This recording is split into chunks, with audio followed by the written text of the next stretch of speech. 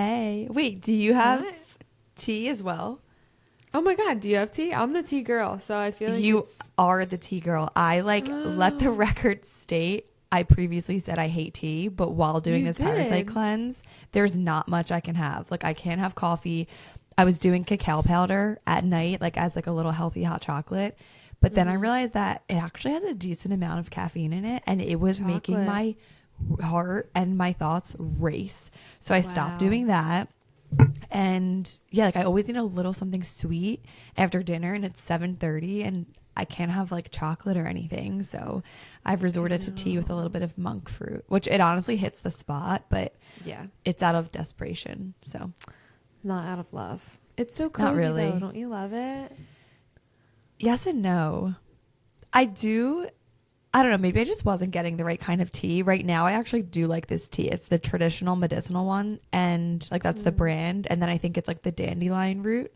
And then I also have I think chamomile I've had that one. sometimes. Okay. I kind of like just switch it. But I think what I was missing before is like a little bit of sweetener. Adding a little bit of monk fruit has been Yeah. like a game That's changer a because it game actually changer for feels you. like a treat. Yeah. Yeah, yeah. So I get the yogi tea. It's like the brand, and each of the Sorry, I'm like adjusting my mic. Each of the little tea bags. Yeah, we can has hear it. Just kidding. Whoops. Pardon me. Turn my volume down real quick. Yeah, right. You're like mute me. Each of the tea bags has a little like affirmation / quote on it, and I just read mine like just as you were talking. And ready for this? Yeah. Be fearless. Know that all will be provided at the right time. Wow. That's very timely. Insane. It should have been read on last week's episode, but nonetheless, it's still true. Wait, why do you say that? Because last week was purgatory, life purgatory. Oh, very, so I very feel like true. it was very like true. very, yeah. It's timely for us always, but yeah, it definitely would have yeah. been more on brand for last. Yeah, for last Wait, week. your poor But little no, I love finger that. just came into the No. frame. For anybody that's watching on No. YouTube, I think you need to tell them that you almost bled out yesterday. No, literally. It didn't, like, when I got home from the event, it was still bleeding. Like, full, like, it just happened, full force. Like, It's like a razor cut that insanity. never stops bleeding, except Never. it wasn't a razor cut. You almost chopped your finger off, or you did kind of chop No, your I finger did off. chop my finger off. Yeah, I was cutting parsley. I was trying to like, we had our Only Human event yesterday, and I like had to get ready for work and whatever. So I was cooking in the morning, and I was cutting parsley. And funnily enough, the reason that I cut my finger was because we were talking about funeral homes and how it's a really good business model, and how so Aunt said to me, he was like, it's a recession proof business, just ask Karli. And I turned to him to be like, oh my God, I know, right? Like if you can fathom it, it's like, you know, or if you can like stomach it, it's a really good business to be in. And I like turned to him, and I just literally just sliced my finger off, like nail and everything. Like the corner, I don't want to show my poor Band-Aid. It's so bad. But like the corner of my finger, hiding it, the corner of my finger and my nail are gone. Like it was on the knife. Like, What did you do in the was moment? really- Like, did you freak out? I think I was just like, fuck. That And would have then thrown that me was into it. a tizzy. No, I was so discombobulated yesterday. I like cried like on the way to the event. I was like, what? Aw. I was just like so out of it, because that just like, I hate when that stuff happens, because it happens so fast. Yeah. And it like wouldn't stop bleeding. I was like, oh my God, I'm about to do Pilates, whatever. And so, yeah, so then I had a poor boo-boo. And I was like, I'm not like a freaker outer in those kind of situations, which I mean, can you are probably an ER imagine, nurse. but Yeah. I was just like, okay, well, there's my finger on the knife. Didn't If need anybody that. wants to see a picture of it, let me know. You didn't tell me what you guys were talking about at the time, though. That's really So funny. it's actually kind of your fault, because It you is. were actually the subject of conversation. Am I kind of. supposed to apologize now? I'm sorry.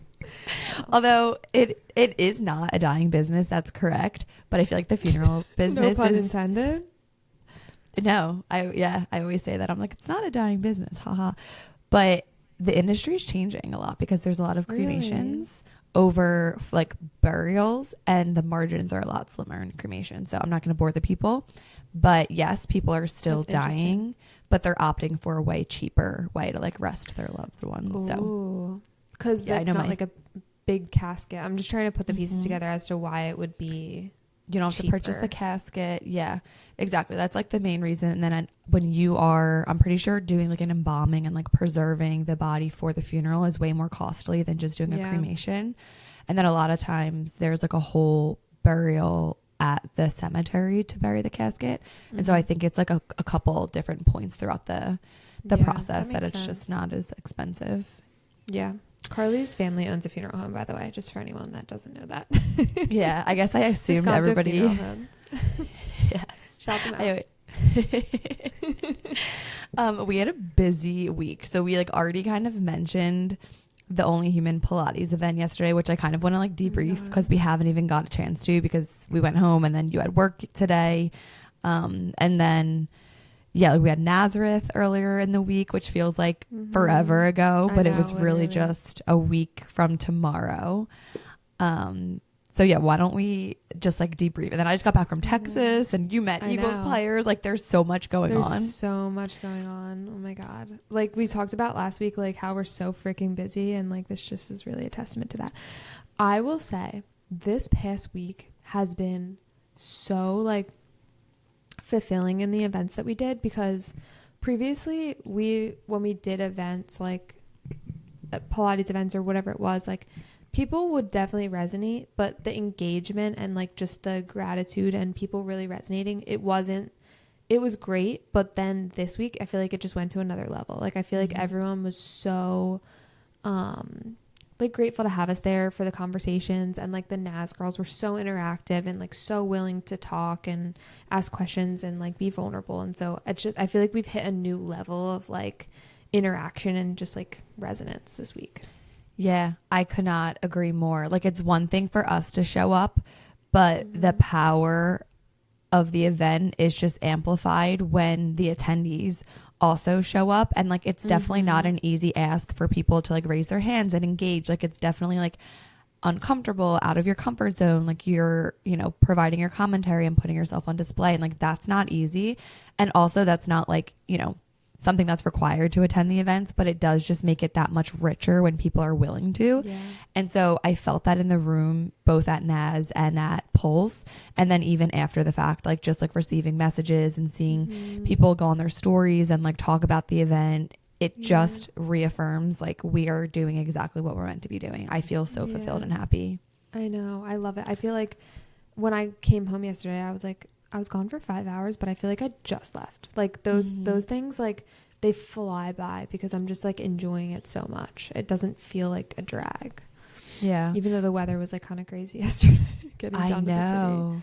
Thank God it all worked out. Like because it's an old city, I think a lot of people walked to the studio, so we didn't have to like cancel, but it pretty much snowed all morning. And then there was a short window of break and then continued snowing when we were in class. So yeah, we definitely like lucked out. And then a couple spots opened up because of the weather, and literally 3 of my best friends were able to come, Alex, Jess, and Shay. And so that worked out so well. And I was just like so appreciative to have them there. But what was your favorite part of the event, whether specifically yesterday's event or just in general when we do those Pilates events? Like what's your favorite part? Ooh, you're really hitting me on the spot here. What's my favorite part? I think my favorite part of yesterday's event was kind of towards the end when we opened it up like for more of a discussion, and people in their answer of like what we kind of asked, like what are some things that you do that fill your cup, or little habits that you have that make you feel more like yourself. And almost in everyone's answer, they all said like, I really resonated when you said this, and then kind of said their answer, and everyone was like interacting with each other. And I loved that so much. Like it just shows like when we show up with vulnerability, and like I'm sitting up there and I'm like, I don't have this figured out. Like, don't be mistaken. This is something that I'm working through.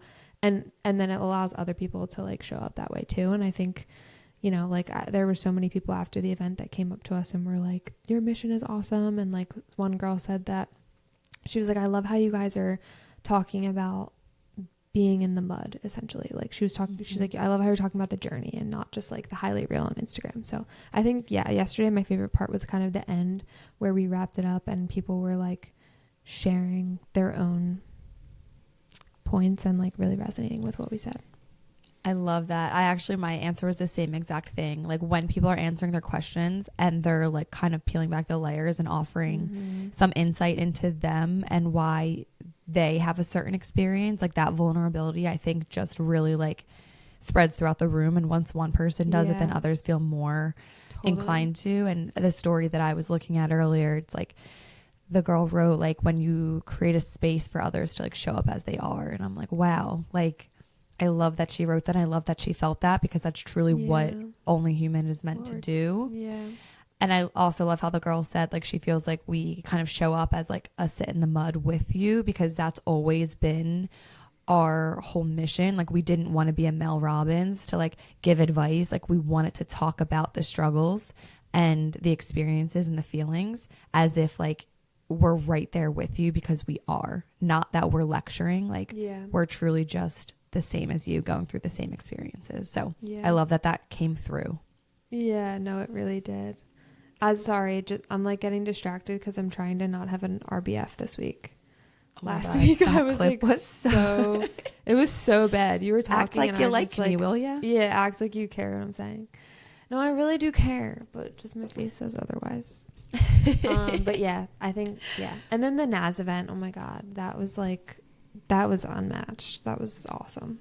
That was the so girls were so nostalgic good. for me too. Oh like god. it extra hit home just because I hadn't been there for so long, and I like just saw myself sitting in that gym just like I was one of those girls, 10 or so years ago.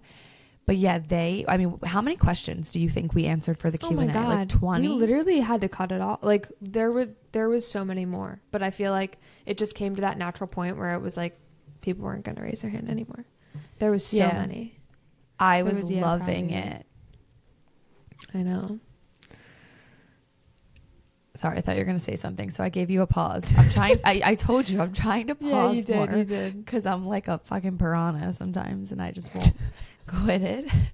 But yeah, that was so special, and I loved the fact that I showed up to that event not nervous, literally whatsoever. Like there were like 80 seniors or so, and like, to people that are public speakers, 80 is like nothing. But for us, going from Penn State, which was probably like 30 maybe, and then Naz, like you would think just our second speaking engagement, but it truly just goes to show like once you do something, you just continue to get like more and more confident. Even before the Pulse event today, like had absolutely no nerves, just like genuine excitement and emotions, because I started crying at one point, which was I forgot about that. That was so sweet. It was sweet, but it was embarrassing because I still had to finish what I was saying and I couldn't get it out. I know. I felt bad because you were kind of looking at me like I felt I was like trying to hide my face. Well, I feel like you were looking at me also trying to like allow me to just like jump in for you, but I also did not know. Like I was so caught off guard that I was like, I don't even know where this is going, which like I do, like obviously do, because we do the same little spiel every time, but like I was like, yeah, I'm sorry, I can't help you out here. Because you're like, you've never cried before, so what are you saying differently now that you're crying? And then I was like, I'm on my period. I think I'm just really emotional. It was so funny. I was like, she's never cried before when she said this. I mean, I was even sitting in church earlier that day, and I just like cried a couple different times. Like, it's just, and it's literally out of sheer happiness and fulfillment. And I just feel like I've never felt closer to God and like my calling. And I think I got choked up because I said, like, I know God put you in my life. And like, I still get choked up when I say it just because it's true. Oh, that's so sweet. Anyway, it's so moving weird, right along. On the other end, like you saying that, it's like, I don't know, like I just did what I thought, but like all the pieces are aligned. Like, you know what I mean? Yeah, you didn't really know how like bad it's weird. I needed you. I feel like to you just reached out to get coffee. Yeah. We needed each other. Really do. Yeah, but I think right now it's just hitting different because there's so much magic in the air, and we're getting to do all the things that we like really wanted to do, and we have a lot of exciting things coming up in the future. And so I think it's just feeling very cosmic, and I just feel very aligned, and that's a really good feeling. Yeah, it is. Very nice. Okay. The people are ready to move on, I think. Yeah, I agree. I would be too. Do you want to jump into the episode and skip the other updates? Okay. Yeah. So why don't you chat about the topic, because it came from your TikTok inspiration. Yeah. So the topic today is the floater friend. And this was actually introduced to me by a friend, and she kind of like DM'd me, and she was like, hey, like, she sent me this video about a floater friend, and she was like, hey, I really feel like I feel this so much. Like, I don't know if you guys want to talk about this on the podcast, like, but this is like how I'm feeling. And I won't say her name because I don't know if she wants me to, but you know how you are. So I watched it and I was like, oh my gosh, that is me. Like, I'm the floater friend. And so I made a TikTok about it, and I feel like people resonated with it, but it's just like it's like kind of like life purgatory, where it's one of those feelings that you can't necessarily describe, and it feels like a little shameful to like admit to, you know? Yeah. So I guess just like loosely defining what the floater friend is the floater friend is someone that maybe like has friends that they hang out with, but they're not a part of like a core friend group, or they don't have that like one really close friend. And they don't feel like chosen. They kind of just feel like associated.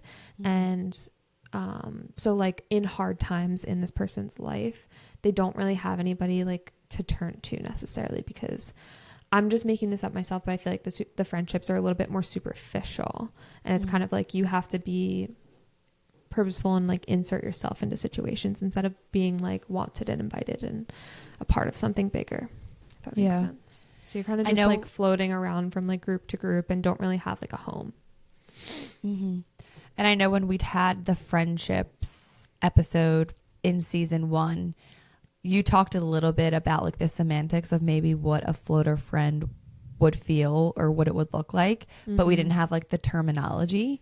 But I know that you identify with this. And so I guess like my question is, can you identify like when you started to feel like a floater friend? Like, how far back does that feeling go? Yeah, I feel like it goes back so far, because I had like a really tight knit friend group in middle school, and then we had like a falling out, I think. So that was like 8th grade. And then I went into high school essentially like without like a friend group or like really friends in general. And then from there, I feel like I never really felt a part of like a friend group. I kind of just like hung out with different people. So it's been a long time that I felt like that, honestly. It's interesting because I hear your experience, and you say like, I wasn't part of a friend group. I felt like I was just like a floater and just kind of like would, you know, be like acquaintances, but not be part of like a core friend group or have like a best friend. And hearing your experience, but then hearing you kind of call out what a floater friend is, I can still identify with like some of those descriptions, even though I would consider myself like somebody very like rich in friendships. Like, I have that core friend group. I have 8 best friends that I grew up with. I've literally been best friends with them since we're like 3. Our parents are best friends. Like, we're family, right? And I also have like, you know, more like extraneous friendships and friendships from like high school and college and New York. Like, I definitely consider myself like somebody that has a lot of friends, but I too, even within my core friend group, sometimes feel like a floater friend. And I think it just goes to show. I'm just laughing at you, blotting your face. I know. Just pretend I didn't spill my tea everywhere. Don't give me the giggles. We have so much left to go. Don't give me the giggles already. I can still identify with that. And I think it just goes to show, like, even though our friend structure and dynamic can look different, those underlying feelings can still show up, no matter if you're in a friend group or not. It was so interesting. Like, it was only like last week, I think, that you kind of said that you felt the same way, but even though on the outside it looked like you are part of a friend group, but you still have like maybe those feelings of a floater friend, maybe not like to the definition to a T, but so yeah, I felt like that was really interesting, because I think it all comes down to the common feeling of like just feeling wanted and feeling like chosen, really. So I feel like the realization that I've had, well, one of the questions that I have is like, is this normal to feel like that? Like, is it you know, is it just human to be like, I want to be wanted and like invited and like thought of? Or is it like selfish and like insecure? No, it's a 1,000,000% human. I think it's human to want to feel desired and chosen and to be that go-to person. But I think it's also human to feel like a floater friend. And sometimes it's that, like, that's your reality and it's true. Sometimes it's not true and it's just an internal feeling. But I think both things, it's a normal, humane feeling. And I think that's just kind of a part of life and being a part of friendships and friend groups. And I know, like, for me, I don't think any of my friends, but yeah, Karli is the floater friend. But like, there's a lot of years that I lived where I was like in New York and I just felt like I was like the awkward left arm of like my friend group because like I wasn't around as much. And I think within a big friend group, you see like two people like coupling off. It's like, oh, well, I know that, like, you know, these two are best friends and go to each other for everything. And like these two, and I think life ebbs and flows too. So you'll be closer to some people than others. I think it just like depends on the season. And then I also think it depends on like what you enjoy doing. Like I know me and my friend Alex, like we spend a lot of time together because we really enjoy doing the same things. Like we love going to Pilates. We love waking up really early and like going to farmers markets. So we naturally just like kind of gravitate toward each other. But yeah, I think it's all like kind of based on like perception. Like it's not necessarily fact that I would be the floater friend, but I sometimes feel that way just because I felt in the past that like my path has taken me down a separate road and I wasn't always like in lockstep with the others in my group. I think now I'm the closest that I've ever been, but in the past I've definitely felt like I was like the odd man out for like a whole host of reasons.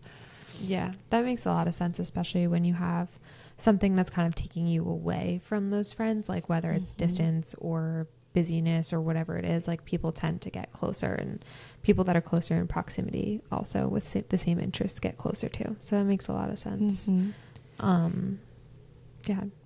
Is there a certain time in your life where you feel like the feeling of being a floater friend shows up the most or is like the most intense? Like I'm just curious maybe what would trigger that and like stir that emotion to like be at the forefront. Yeah, I feel like it happens. I feel like I find it a lot in comparison.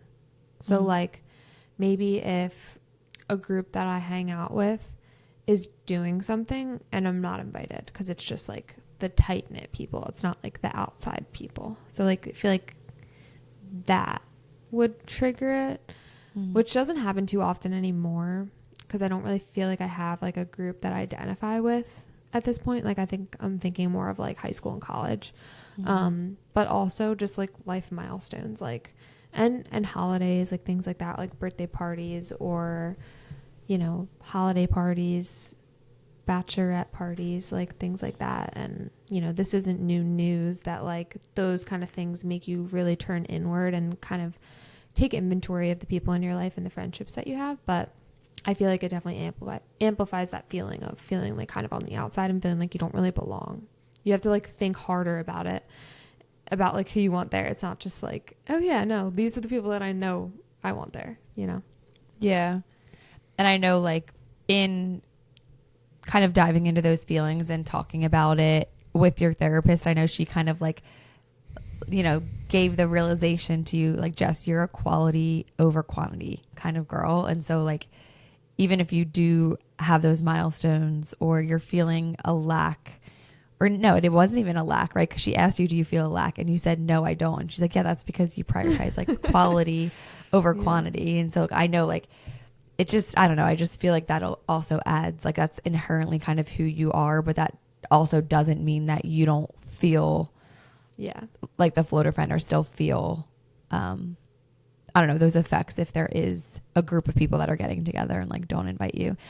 Yeah. I think everybody has been in that situation before though. Do you remember like how you handled it back then? Like, or how you would handle it today? I'm just curious your take if you're somebody that would reach out and just be like, hey, like I would love to be included next time. Or like if you get wind of it before and you ask to come, or do you feel like that's not like your place or like in your nature to do that? Ooh, I feel like I feel like when I was younger, I probably would have just been like really upset that I wasn't invited, and then just like just felt like I didn't have a place like at all in the friendship, and just like not been friends with them anymore, because I'm like, okay, well, clearly they don't want to be my friend, so that's that. I don't know how I would handle it now. I feel like it's just been such a long time that I've like conditioned myself to not want to be in big social situations, or like, I don't know. So like, I don't know how much I would care. Like, I think I would be like, I think I still feel like I would be like, okay, that's where I know where I stand. Like, that's kind of like the mindset I would have about it. But at the same time, I wouldn't have FOMO for like the event, but I would have FOMO of just like feeling chosen and just wanting to like be a part of something, you know? Yeah. It's kind of like you kind of know what you enjoy and like what you would actually want to attend, but that doesn't mean you don't want to be like invited or included, because that's just the humane desire. Like, and I want to feeling. be invited and then say no. Yeah. Which is so funny. Like, That reminds me. Both That ways. reminds me Like, when I was in finance, my desk would like go out for drinks often. And this was when I was like literally trying to come up with every excuse under the sun to not have to go. Cause it would be like a random Tuesday and I'd be like so excited just like go home early and like watch my show and make dinner. And I would hear like stirrings on the desk of like, oh, let's get group like desk drinks after this. And I'd be like, no. And then inevitably somebody would like Bloomberg message me and be like, yo dog, like you want to go here? And then I'm like, can't, like, got to let my landlord in or whatever.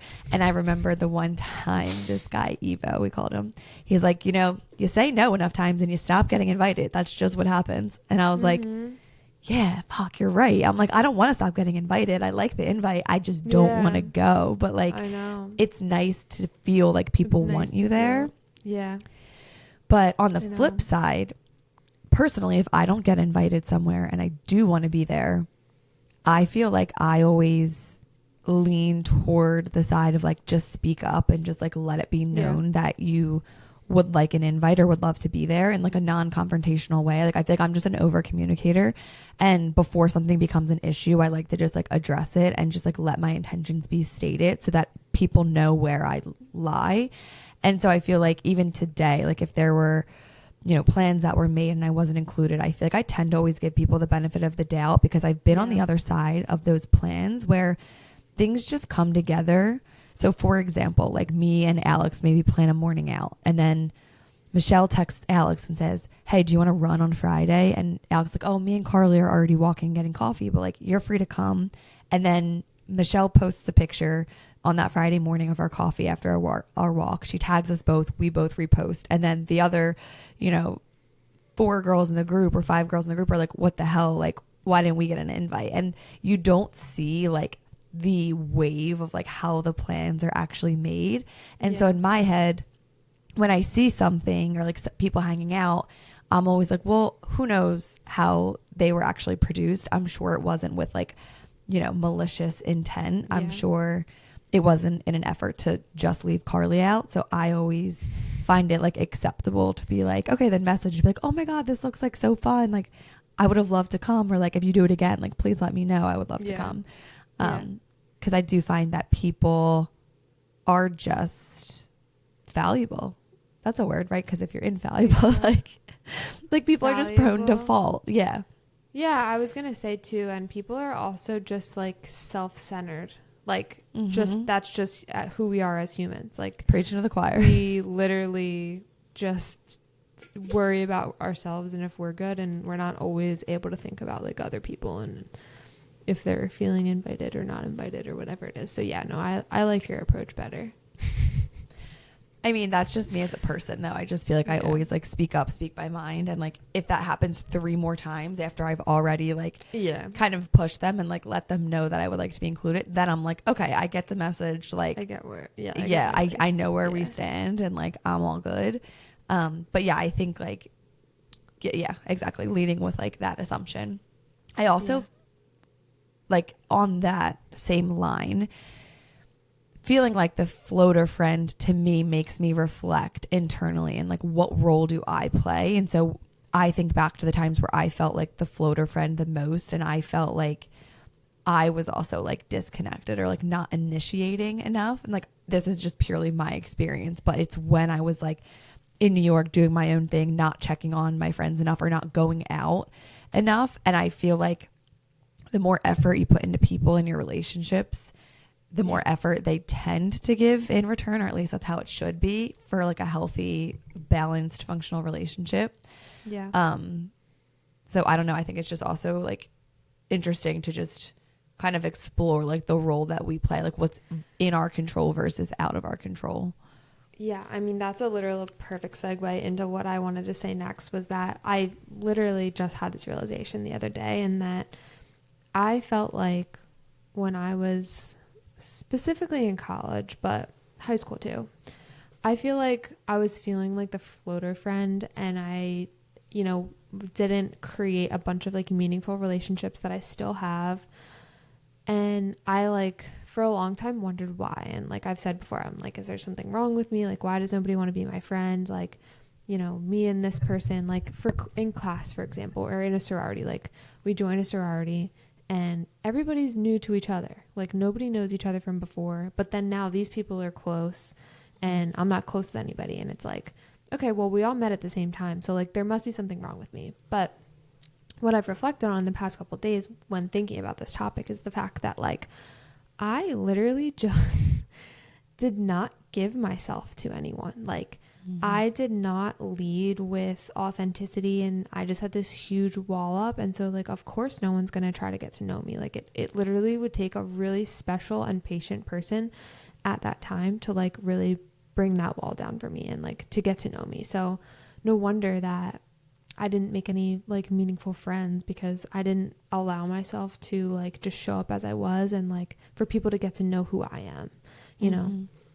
Do you feel like they were showing up in a way that allowed you to be who you are too, though? Like I'm just thinking back when I was in college and like joined a sorority and like had really great friends, but saw people getting way, way closer. And I just felt like uncomfy. Like I felt like it was a little bit awkward.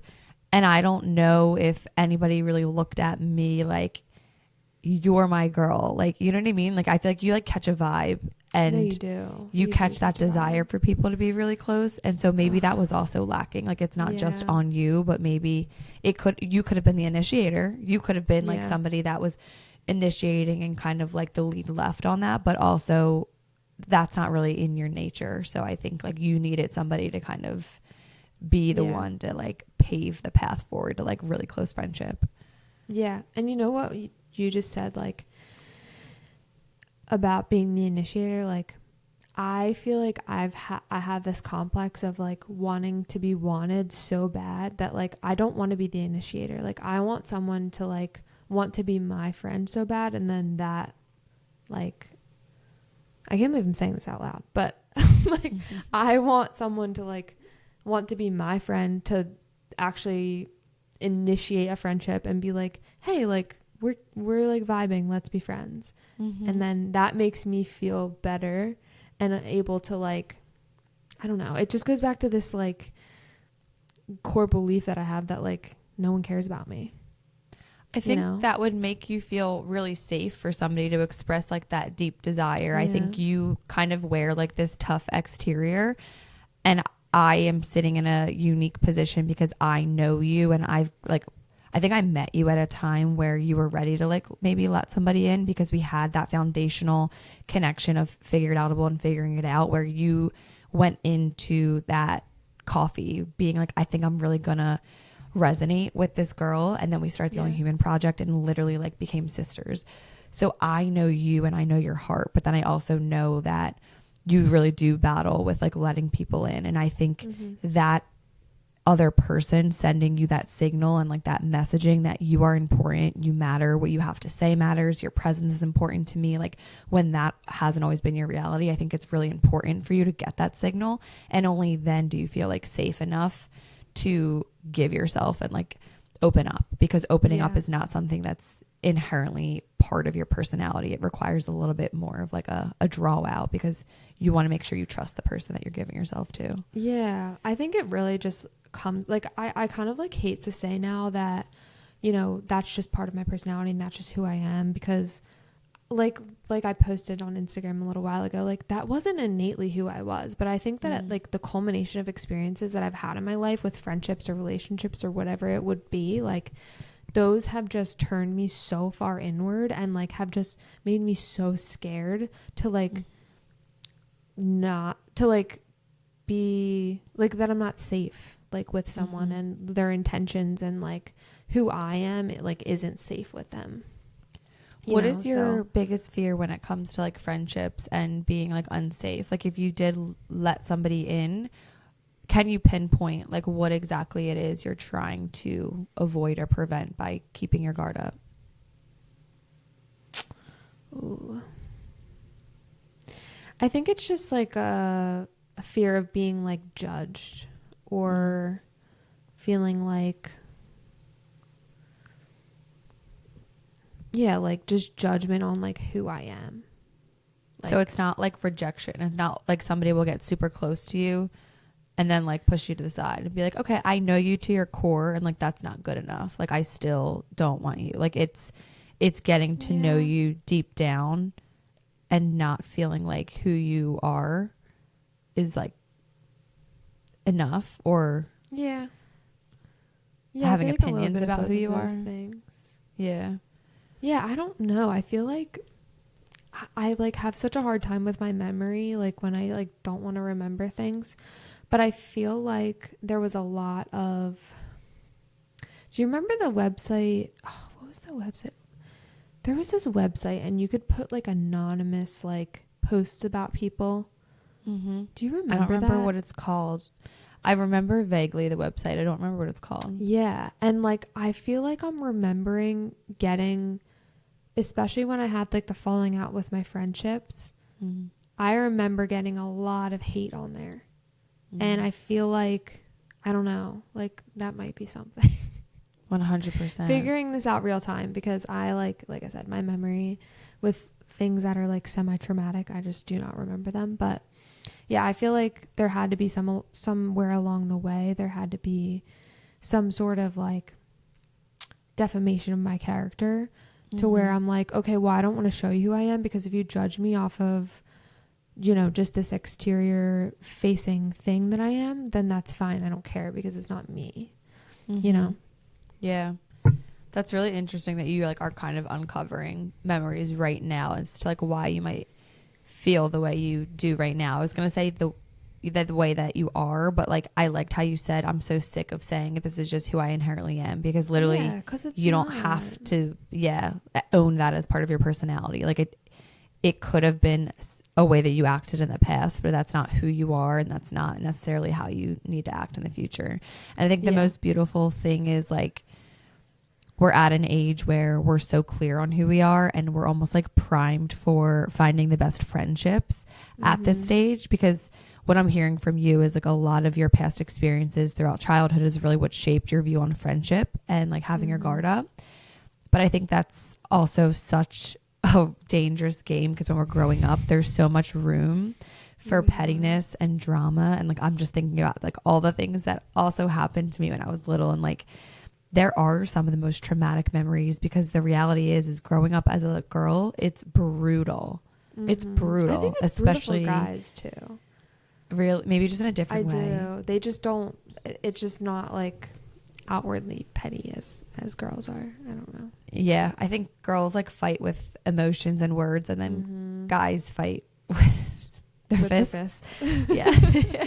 But yeah, you're right. It definitely can be traumatic for other reasons. But I just think girls are really catty and we like to like hit them where it hurts, which is like feeling left out, feeling less than. Yes. And I think at this age, we're so far past that. And so when you do let your guard down and let people in, they really are entering with the best of intentions and looking for genuine connection. So I think the fears of the past, like hopefully are not going to be persistent and present in the future. Yeah. Yeah. Tell little Jess to let them go. I know. I have to like do some EMDR work about that or something because it just like, it's so fascinating to me. And I love uncovering this stuff because it's so fascinating how like you might think that, and previously I thought this too, you might think that like little thing doesn't affect you, but like there are these beliefs that we have about ourselves and the world and friendship and whatever it is that we can't like consciously recall, but like our subconscious is driving everything, all of our emotions, all of the things that we think about the world. And so it's just so interesting. And so like EMDR for me, like I had this experience in college, like I talk about all the time, and I was like having, I don't want to say symptoms, but like I was acting a certain way in certain situations now because of that. And like I didn't actively think that's why, but once I like fixed that memory and remembered it a different way and kind of desensitized it, then now I don't have those like symptoms anymore, because it was just like living in my subconscious for like so long. So yeah I love that you had such a great experience with EMDR, because it is such a powerful tool and it is like so instantaneous. The hardest part is like unlocking that memory, but once you get it, being able to like rewire it and move on with your life really is a game changer. It's so good. The only thing I don't like because I compare EMDR to what you did. What's the NET acronym for that? NET, neuro-emotional NET? therapy. Yeah. And like yours actually seems quicker. I know it's different, but yours seems so much quicker. Like EMDR, it took like, I was going once a week for like probably like 2 months for that one memory. Yeah, that's a lot. So it's like, it's a lot of work. Like it's not just like you go in one time and you're like good. There's definitely a lot of work involved, because you get kind of like sidetracked sometimes, because as you're going along like the memory channel, like other things come up and you like kind of have to take inventory of it's like how it's relevant. But yeah, so it's definitely work. Like that's why I like am not doing it currently, because it takes so much like discipline kind of, you know? Yeah. And it's emotionally taxing. So it's like kind of ebbs and flows. Yeah. Like sometimes you need a break before you dive in. Yeah. But yeah, I feel like just like rounding this conversation out, thank you for just being so open and vulnerable. You've come such a far way. Like I think about our first like episode where you're like, I don't really love sharing like your old podcast, figuring it out. You had guests on and like the spotlight was on them. But I just know that this is going to help a lot of people, because even when we were at Nazareth, one of the students came up and we were just chatting and she was like, I really resonate with, we didn't call it the floater friend at the time, but I think she actually brought it up to me, just being like, I have a hard time finding my place here sometimes.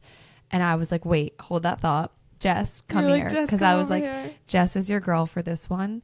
And I'm like, I just want you to know, like, you're not alone, and you can have all of this success and be the captain of this and the president of this and this and this and this. But like, it doesn't mean that you're not human, and that you still can struggle to find your place in this world, in this friend group, in this school. Like, and it's never going to go away. And so I think that's just like a testament to the fact that we're all feeling it. And this episode and your experiences are really going to resonate and help others feel less alone. Yeah, I really hope they do. And I will never get tired of people DMing us or letting us know that things resonate with them, because I feel like that's what allows me to open up, because I'm like, you know what, if I'm thinking this, someone else is probably thinking this, and if I say it out loud, then they'll feel better too, because I feel like I've never heard anybody say that out loud before.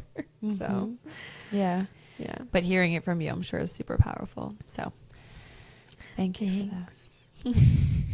Do you have an only human moment for this week?